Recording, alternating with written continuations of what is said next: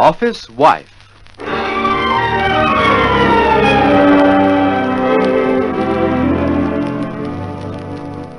The story of the girl who married her boss and of the girl who took over.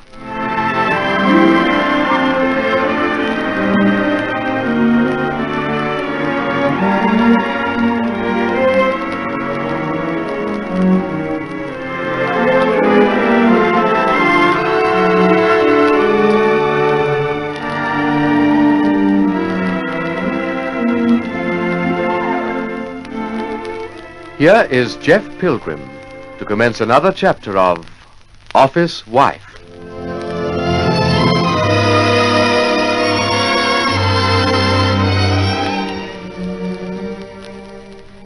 I've just a few days left before the trial. My own trial, you know, for embezzlement. I saw the chap I've retained this afternoon, Guy Stubbs, KC. And although he went the long way to London, he made it pretty plain I haven't a chance. He wants me to plead guilty, if you please. I'd tell him to go to the devil.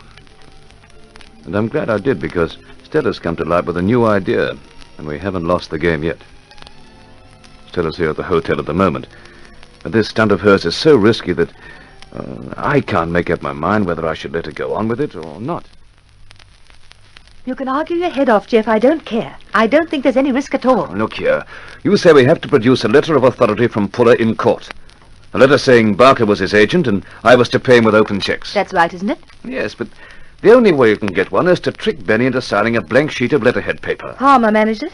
Palmer forged Benny's signature and then destroyed the infernal thing after I'd seen it. If Palmer could manage it, so can I. And when Benny finds out, he'll take you apart. But he'll have to admit it was his signature. Oh, hang it, Stella. I can't let you stick your neck out like this. For the 50th time, Jeff, I won't be sticking my neck out. Then what the devil do you call it? Oh, all right, I suppose I'll have to tell you. Jeff, you've asked me lots of times where the money came from for your bail. Yes, and each time you've closed up like a clam. Benny Puller gave it to me. What? Are you crazy? No. He drove a bargain, and it was a hard one. He put up the money on one condition. That whether you were convicted or acquitted, once the trial was over, I'd never see you of my own accord again. Benny Puller did that? He thought I'd swindled him and then bailed me out? Oh, really, what is this? Can't you think of any reason why Benny Puller would like you out of the way, whether you go to jail or not? Out of whose way? His or yours? Mine. Oh. I see. So that's how it is, eh? Yes, Jeff, that's how it is. Seems that I mean more to Benny than just another female employee. And that's why I think I can get his signature on a sheet of paper and write a letter over it in safety. I don't like the idea, Stella. Maybe you'd rather go to prison. Surely I can get out of it some other way. Yes, if Mr. Bendigo calls off the prosecution. Yes, he's likely to do that. Well, what about it? Do we wangle the letter, or do you go to jail? There's no other way, Jeff. You win. We go bald-headed after the letter.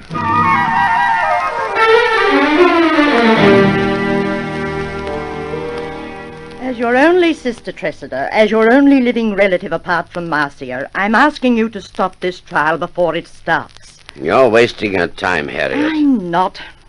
It's your vanity, the silly vanity of a wealthy old man. That's what Jeff Pilgrim's hurt. And at the bottom of my heart, I don't think the man's even done that. I can't bring myself to believe Jeff's a criminal. I can. Tressida, unless you stop the proceedings against Jeff, you'll hurt Marcia and yourself more than anyone else. You're vindictive. You want to see Jeff publicly disgraced. The knave's publicly disgraced Marcia already, hasn't he? Two wrongs won't make a right. Oh, if it wasn't for that Bronson girl. It was absolutely tragic the way she managed to get Jeff out on bail a mere half hour before Marcia. If Marcia had been at the courthouse before Bronson, she'd never have turned against her husband. That's Tommy nonsense, Harriet. Nothing but Tommy nonsense. Marcia simply used her common sense and saw through that rogue of a chap at last. Tressida, we've been the best of friends all our lives. This could be the first major rift there's ever been between us. Don't go against me, please. No, good heavens above. I'd do anything for you. But this has gone too far. It hasn't yet. Marcia still wants Jeff to come back to her. I know. Has she said so? Not on your life. And anyway, what can I actually do? Get Jeff out of the country. Give him some money. The bounder already has 1,800 of my money. Oh, never mind. Cut your losses and let him go. Let the whole dreadful business blow over. I wouldn't mind so much if the chap had the honest-to-goodness decency to own up. Never mind that either. Oh, bless my soul, Harriet, what's a chap to do? Well, I'll sleep on it. Let me wake up to a decision in the morning. Heaven knows I'm not a hard man. You've been a hard man over this. I'm not asking you to do anything for Jeff Pilgrim. I'm asking you to do it for me. And if not for me, for Marcia. Very well, my dear. You win. I'll see Pilgrim in the morning.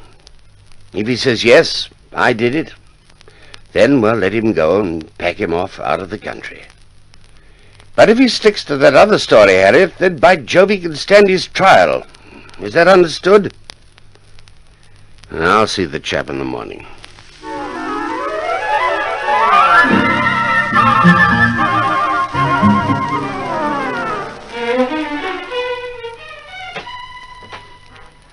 Yes, Stella, what is it? Can I see you now about those letters to the brokers? I'm pretty busy at the moment. Well, they won't take long. All they need is your signature. Okay, let's have a look. To save time, Mr. Puller, there are 10 of them, all exactly the same, except for the names and addresses. Here they are, one on top of the other. You can just sign down the whole lot. Bring them round here. Did you do them according to the form we worked out yesterday?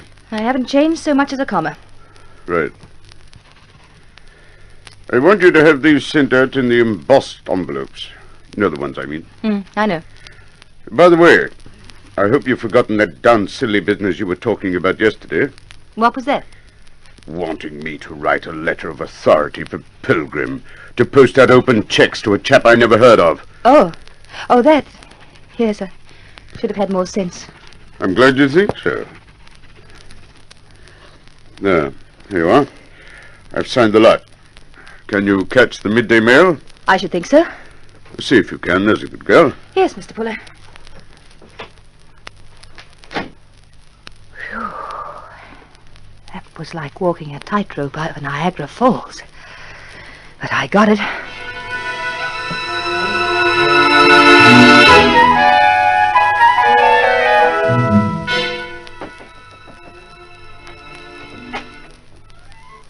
Good morning, Pilgrim. Oh, Mr. Bendigo. I can come in, I suppose? Certainly. Now, see here, Pilgrim. I don't want you to run away with the idea I'm here to do you any favors. What are you here for? I'm doing this for Marcia and my sister Harriet, who, for reasons I'll never fathom, still see some good in you. My compliments to Miss Bendigo. Pilgrim, I want you out of the country. If you'll stand up like a man and admit you tried to swindle me, I'll get you out of the country. I'm not leaving, thanks. Now, what's the sense in staying here? Who's going to give you a job? That's something I can look after myself. I'll pay you well. Not interested. Now, look here. Don't get on your high horse with me. I'm making you a good offer. I'll give you £1,000 to get on a boat of some sort and clear out of everyone's sight. I'm not going to argue, Mr. Bendigo. When I leave this country, it'll be of my own sweet will and accord and under my own steam, and with a clean skin. Get me? You're a fool. You haven't a chance of getting an acquittal. And I'm standing here offering you good money to put with the other 1,800 you stole. I'll get out with pleasure one day, but not yet. Before I'm finished, I'll have a published apology from you and Puller. How can you keep up this absurd bluff? Where's it all going to end? It'll end when I've cleared myself. Oh, good Lord, man, what's wrong with you? The case is open and shut. I'm offering you money to call it off and get you away from here. For your wife's sake. In heaven's name, man, where are your senses? I know what I'm doing. I'm not leaving. I'm going to stand my trial, and nothing you do now or at any other time will make 2 pence the difference. I suggest we bring this discussion to an end. I don't understand you, Pilgrim. I simply don't understand you. You will. You'll understand all right, Mr. Bendigo. Make no mistake about that. Your hat, sir.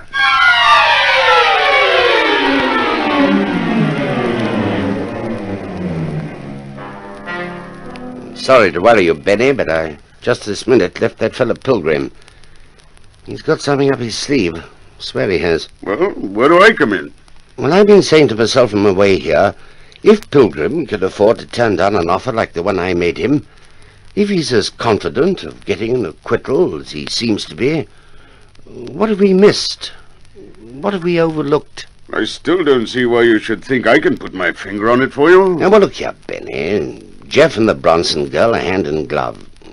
Here she is, day in, day out, working in your office. Wouldn't it be possible for them to, well, cook something up between them, maybe? If you told me what's on your mind, Tressida, I might be able to tell you yes or no. Now, what is it? You wouldn't let that girl talk you into anything, would you, Benny? Anything like signing a letter for Jeff Pilgrim's benefit? What do you take me for? Confound it. It's all I can think of. Well, you can stop thinking of it right now. I'm not letting Stella kid me into signing any letters for Pilgrim's benefit or anyone else's. So will you get along home to your brandy and a cigar? I've got the corporation to run. Let Stella Bronson coax a letter out of me. I'm an older and wiser bird than that, Tressida Bendigo. Well, wiser anyhow.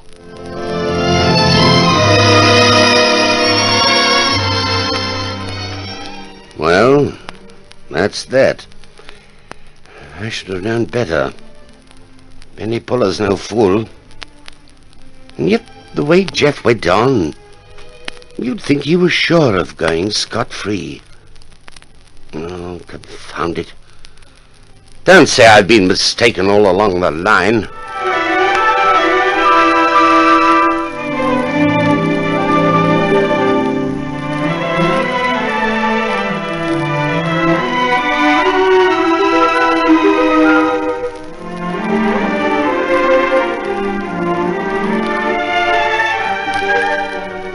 We invite you to listen to further episodes of Office Wife, written by L.J. Hardy, a Donovan Joyce production.